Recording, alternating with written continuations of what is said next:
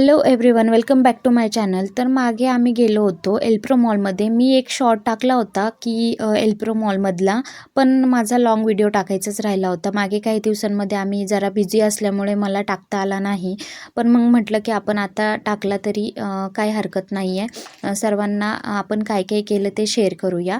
तर आम्ही एल्प्रो मॉलमध्ये गेलो होतो.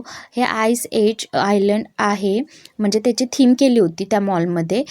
तर खरं तर हे आम्ही रील्समध्ये बघूनच गेलो होतो.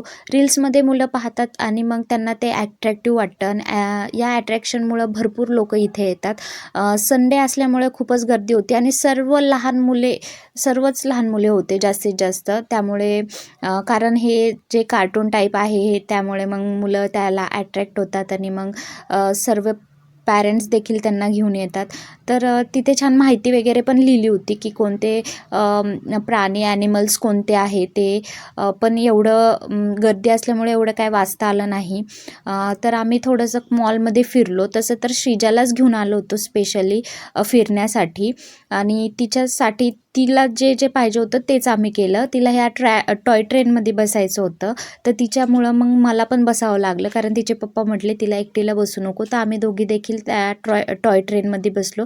या टॉय ट्रेनमध्ये बसायचे पर पर्सन, लहान असो वा मोठे, 100 रुपीज पर पर्सन होते. मग आम्ही दोघी देखील बसलो आणि ही टॉय ट्रेन पूर्ण खालचा जो फर्स्ट फ्लोअर आहे त्याला पूर्ण राऊंड मारायला जवळजवळ 2 राऊंड मारती. आणि 2 राऊंडमध्ये मुलांना तेवढंच समाधान वाटतं, तर बरेच मुलं यामध्ये बसतात. तर मग आम्ही देखील श्रीजाला घेऊन मी बसली. 2 त्यांनी राऊंड मारले. तर छान वाटलं श्रीजाला थोडंसं वेगळं काहीतरी केलेलं. मग टॉय मध्ये बसून झाल्यानंतर आम्ही थोडंसं मॉलमध्ये फिरलो.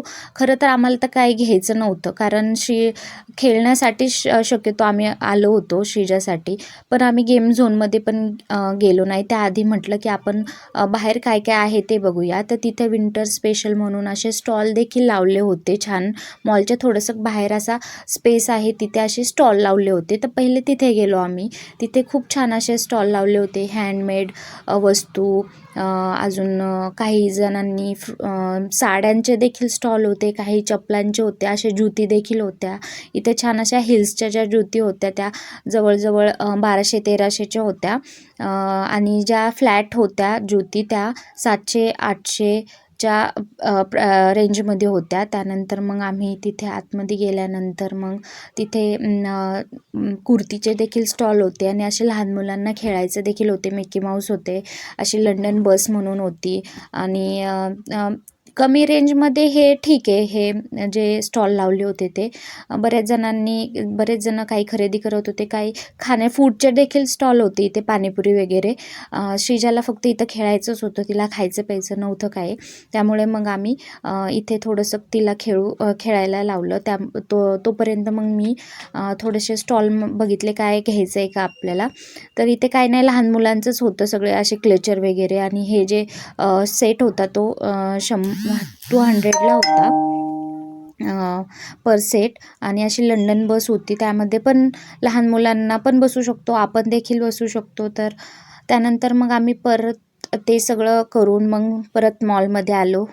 थोडं सेकंड फ्लोअरला गेलो. तिथे अशा बॅग्स वगैरे बघितल्या, पण थोड्या एक्सपेन्सिवच होत्या. आणि इथे देखील हे असे छान ज्वेलरी लावली होती. ही पूर्ण सिल्वरची ज्वेलरी आहे, खूप सुंदर होता. आणि हा हार देखील छान होता. 1000 ला होता. जवळपास 1100 वगैरे असं काहीतरी प्राईज होती, ऑफर होती म्हणून, नाही तर तो एक्सपेन्सिव्ह आहे जरा. त्यानंतर आम्ही पॉपकॉर्न वगैरेच खाल्ले फक्त, आतमध्ये काही नाश्ता वगैरे केला नाही. आणि मग आम्ही बाहेर आलो. त्या मॉलच्या समोर एक छान असं कॅफे आहे. तर आम्ही मॉलमध्ये न काही खाता पुढे एक कॅफे आहे, बर्गर वगैरे स्पेशल असं, बर्गरचं पिझ्झा बर्गर वगैरे भेटतं तिथे. तर तिथे आलो आणि आमच्यासाठी सँडविच ऑर्डर केलं आणि श्रीजासाठी फ्राईज ऑर्डर केले, कारण तिला फक्त फ्राईजच आवडतात.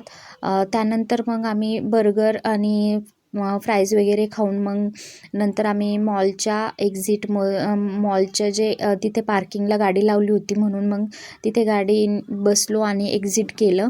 त्यानंतर आम्हाला घरी येऊन श्रीजाचा काही जे ॲक्टिव्हिटी होती ती घ्यायची होती.